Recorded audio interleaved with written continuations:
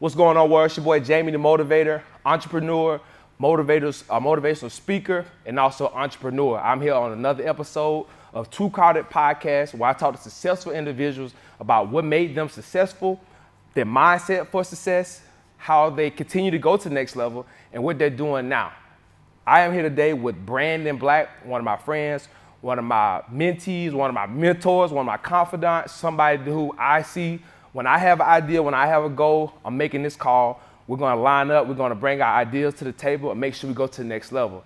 When I first met him, bulldogs in a sense, if you are a high entrepreneur, if you're a high performer, you're a high motivator, when you're in a room, you see other people that's another high performer. Just like an athlete, when you're in a room, you can just look at an athlete just by the way they stand. They stand a certain way. They walk a certain way. They talk a certain way. So when I met him, I knew it was something different about him. I knew he had a certain mindset that I could connect with. He was an entrepreneur. He was a dreamer. He was some person that had an ideal and wanted to take it to the next level. Throughout this time, I've seen him take ideals, make them come a reality, going on to be on TV, putting events on in the city of Atlanta. And when I told him, I said, I kind of see you like a Louis Farrakhan or something. I see you as somebody whose mindset is way different than what it is right now. So I don't want to tell all his story, but I'm here today with Brandon Black. Brandon, I appreciate you, man. Oh, yeah, you already know. So look, we got to let the people know how we met, how we got to where we are today, what makes you different, and what makes you stand out amongst the crowd. All right, so start from the beginning. It was JJ Bourbon Bar. It was a spot out in North Highlands in Atlanta. At the time, I was partnering with a good friend of ours, Kadeem, and we were doing an event. It was called On Sundays We Brunch.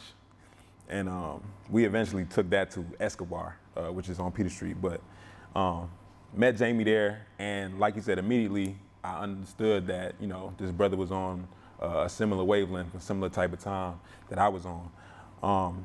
And we connected immediately. He was a trainer at the time. I was moving around, doing a lot of things, mostly throwing parties in the city. So I had a good following behind that. But yeah, he was a trainer at the time. He asked me if I, worked out. At the time I wasn't, but I always had in the back of my mind that I knew working out and just being healthy was gonna be a part of my lifestyle. I always had it in the back of my mind. So at the time I was like, why not now, right? We dove in. I started working out with Jamie when he had his gym on Memorial Drive. And just because I got an athletic background, I was, killing the workouts and, keeping up and catching on quickly. So immediately Jamie asked me if I ever thought about being a trainer. And at the time I was like, hell no. But critical time in my life, I was looking for a transition. I was looking for a new way to, bring in some income, bring in funds, and just learn something new, experience something new. So I gave it a shot, man, and Jamie, took me under his wing. I became somewhat of a mentee to him, and that's not even just on training level, but just on business and, just being a man and handling your business and, being organized. He was doing all these things in real time. I was able to see it. I was able to touch it. I was able to observe. And by the way, that's the best way that I learn. I don't know how other people learn, but the best way for me is to observe it, experience it, put my hands on it, get into it. And from there, man, our relationship just grew. Like Jamie said, likewise for me, I've seen this man put ideas out in front of us. And, once we settle that we're going to do it, I see him just go ahead and it happens. It's not a question of if it's going to happen, it's going to happen. It's a matter of when. And I think that's a mutual respect that we have for each other, because I'm the same way. Once I'm locked in on an idea, we just hone in on it and we make sure that, we cross them T's and dot them I's and make sure that it happens. But yeah, man, there's just so much growth. Then from there, from Memorial Drive, we moved to Fit Factory. Well, at first it was Ted's. Yeah, Fit Factory. And then, due to the merger, we changed the name to Fit Factory. And that was an experience in itself. Learned a lot, man, a way bigger operation to manage. And, in that time, I think we really became solid businessmen. From the experiences that we had to deal with, being that we had to manage way more people at this time. We're talking about 200 to 300 members signed up for a membership, getting drafted every month. So they're concerned where their money's going. They're concerned with how the facility is taken care of. At the time, I was the only employee. I was working with Jamie. Jamie was an owner. Ted was an owner. I was really the only employee. All the trainers there were independent contractors. So, And over 20 of them. I mean, you talking about custodian, front desk manager, but it's never really about the work, right? I look back at those times and I learned so much, man. I gathered so much to where I walk in certain rooms now and feel confident because I have the knowledge of what it takes. I might not have the accolades or, have these titles, but I got the experiences. Where do we go from there, man? That ended. Now Jamie's here at his new establishment, JTM Fitness, and doing well, going solid. You know what I mean? This is another manifestation of an idea that's taken from your head and brought it right to life. You know what I'm saying? So, Well, I'm gonna come in right there. So we're here to talk about you, so we know, where I am and where I'm continuing to build. So highlighting on yourself. A lot of people, they see what you've done from TV, they see the events you put on, but I'm one of those people where I don't really care about where you're living at today and what you drove on the way here. I want to know, like, what were the action steps? What was the mindset that it's taken for you to get into these other endeavors, other industries, coming from entertainment and nightlife, and then being able to build this repertoire? So what you're getting at is mindset, really. And basically, I would have to say, man, it's just beginning my journey with God, really. And once my faith in God and how real God is and, how God is moving through me and moving through all living things is when it kind of clicked for me to learn and become more knowledgeable and, be able to apply myself. So I just applied that to every industry or every business or every action that I put myself into. And that's what I would say at the root of it is why I can lock in, is because I really believe, you got to have faith in a higher power, in my opinion, to have any sort of strong belief. Because, you're not doing it by yourself. We depend on everything. We need the trees to breathe. We need, it's all interconnected. So being that you talk about mindset, we're both one of those people that we can get on the phone with anybody, we can get in front of anybody, but when we're talking to these people, like, what can you learn from them mindset-wise, or what you can't learn from them? And what has been your journey? Because we have a lot of these conversations about, it's not really the person, it could just be their position, but sometimes it is the person, not their position. For sure. So biggest thing is just being a good listener. I think personally you get to a point where, you've heard a lot. You kind of heard it all in a sense, right? But you can't have a closed ear to it. So when I'm talking to somebody, I always have the open ear for that gem, because, like we say, it's not that person. Messages come from everybody. And like I said, your belief in God, when you start moving through the world, you're kind of looking for those messages, whether they come through a person, whether it come through a situation and, an experience, whatever. But yeah, just try to listen really well, more so than you talk. You know what I'm saying? Because we could talk all day about ourselves, about achievements, about whatever. Right. But yeah. So when I think of forms of success, I'm thinking about our failures and also our successes. What's been your greatest success? What's been your greatest failure up until this point that's molded you? That's a good question. Because I don't even see like failures. Like I'm to the point now where I enjoy the failures more than success, because the success be like for a moment, and from the failure I can draw so much information about how not to fail again. Right. So really it's not a failure, it's more so like a lesson. Success is like recreation, You got let out for PE, you go out there for an hour, then you got to come back to school, Exactly. So yeah, that's kind of what it is for me. I don't see any failures because I learned from every one of them, and they set me up to be here. So what do you feel like is your greatest trait? When people meet you and they can't quite figure you out, but they know that, okay, I need to meet that person.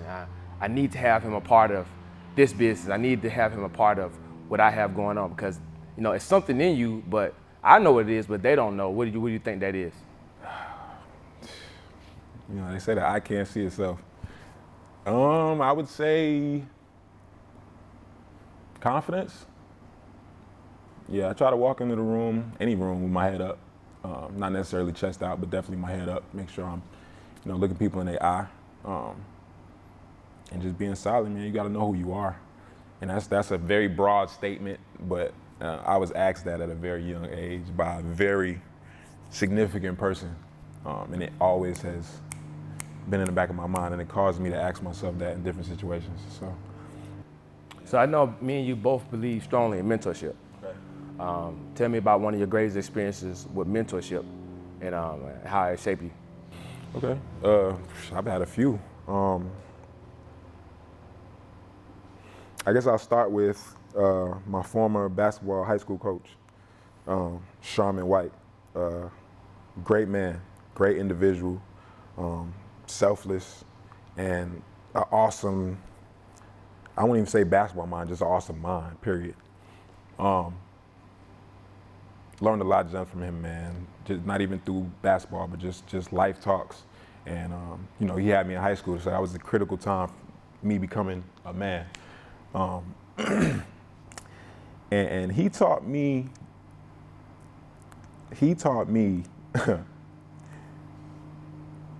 and what's the word I'm looking for? Being on time. He taught me the statement, if you're on time, you're late. If you're early, you're on time. If you're on time, you're late. Right. If you're late, you're dead.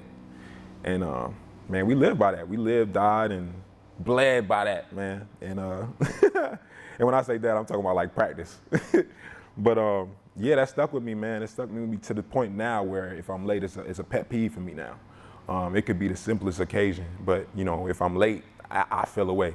I might not say anything about it depending on the severity of the situation, but it's always on my mind. Moving from there, he actually introduced me to New Birth Missionary Baptist Church back then. It's a mega church in Lithonia, Georgia. And I was actually fortunate enough to meet the pastor at the time, which was Bishop Eddie L. Long. And I got to know him very well. So that's another figure that I kind of looked to when it came to mentorship, and I had a direct relationship with him. So I was able to soak up a lot of game from him. Who else? One of my current mentors, father figure, brother, big brother, is Dr. Stephen Lee. And he's been a staple in the community in Atlanta for more than 25, 30 years. Runs a company, a nonprofit called Unity Network and Counseling Center, which I now sit on the board of, and we do a lot of things together and partner with. But yeah, from all these individuals though, man, I've learned that you have to go inward overall. Because we go out and we try to talk to different people. We're looking for the answers, right? We're looking for it, but you get to that place where it's like it's really all in here, and you're creating the reality as you go. You're creating yourself. Just like me and Jamie said, we both witness each other pull ideas from our brains and bring it to reality. And that's not something to just take for granted. I think that's amazing. I think people don't put a lot of emphasis on how amazing that is. But yeah, I've definitely had a lot of mentors. I definitely believe this mandatory, I won't even say necessary, it's mandatory that men have men to look at, especially men, because we are experience-based learners. Like, we gotta get hurt, we gotta fall down, we gotta get our hand burnt, we gotta, you can hear it, but we gotta test it out for ourselves. Yeah, it's different from being in that position and seeing an example of it. And I think I couldn't agree 100% more about having that energy, having that figure, having that example, because it's not seen. And then it's people, we always say about the father. Father is cool about in the house, but a lot of us grew up with fathers that were physically there, but they didn't play a vital role as far as mentally, spiritually, emotionally being there. So it's like, how do you get that energy? How do you get that, from your peers? How do you get it from other people? Right. And that comes from wise men. Right. So right now we're talking to a 20-year-old version of yourself. Okay. What advice, life advice, do you give him for really climbing that mountain? I see life as a mountain. Yeah. And at the peak of every mountain begins the bottom of another mountain. So peaks and valleys. My 20-year-old self, what was I doing at 20? I know I had like 2-3 jobs probably.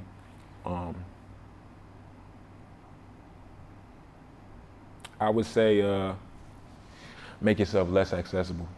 I had times in my life, even to this day, where, just like you said, I got valleys and peaks of where I go into like what we like to call monk mode.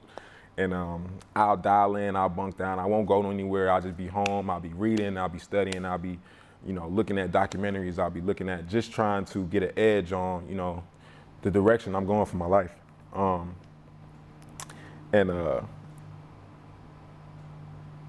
Damn, I forgot where I was going with that. Just you talking to your 20-year-old self. Oh yeah. But yeah, I would just say, make myself less accessible and have more monk time, if that makes sense. So, I would have more monk modes and, because a lot of times I was just out and not doing nothing, smoking, drinking, hanging out, chasing girls. And not saying you can't do any of that, right? Let's be realistic. We're men, we're human beings, we're here on the planet, we're both battling good, evil, we're going through it, right? But I would definitely tell my 20-year self to tone it down a little bit. And then when I tone it down, add some more valuable time to that time that you freed up. That's what I would tell them. Absolutely. So I live I live quotes. I live in terms of quotes because it puts me into perspective of what I want to accomplish. So number one quote I have is, life is movement. If you stop, you die. Choose life. What's your mantra, number one mantra, and what does it mean to you? Number one mantra? Damn, I'll be using all of them. So many different perspectives to look at this thing. It's kind of like that though, man. Okay, it's kind of one I made up. So I was talking to my grandmother. God bless her soul. She just passed away not too long ago.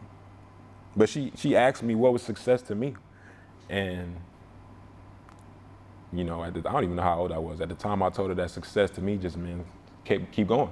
It's kind of like what you just said. So I would say that's a mantra for me. Whatever happens, whatever life throws your way, keep going. Don't compromise. You only fail when you stop. You know what I'm saying? So keep going. Absolutely. So getting ready to close out. What's next for you? We're going into 23. What are some things you have that you want to manifest? This is a platform about manifestation and putting it out there. So as you put it out there, people hold you accountable for it. Yeah. People, they go, yo, I heard you say on the podcast you was doing this. Yeah, that's cool. We used to that anyway, man. We manifest. We keep our word for sure. Yeah, and I like that pressure. That pressure produces. I want to be a diamond, man. Yeah. I don't want to be no nickel. I don't want to be no silverback quarter. Right. You know what I'm saying? I want the gold. But yeah, so first things first, we partnered up on an event coming up very soon. It's our very first Women's Appreciation Ball. It's titled For the Sisters. At this ball, it's going to be a night strictly about the ladies. And I'm not saying in a derogatory way, or I'm not saying we're talking about men being chivalrous. We're bringing chivalry back for a night only. We're actually trying to usher it back into the culture. So it's going to be a night highlighted around that. We're going to have some honorees. We're going to honor some different women that are doing outstanding work in the community. We're also going to raise funds for a women's organization that we haven't decided on yet, but we're in talks with a few. What else? What else is going on with me? I can't even speak on that.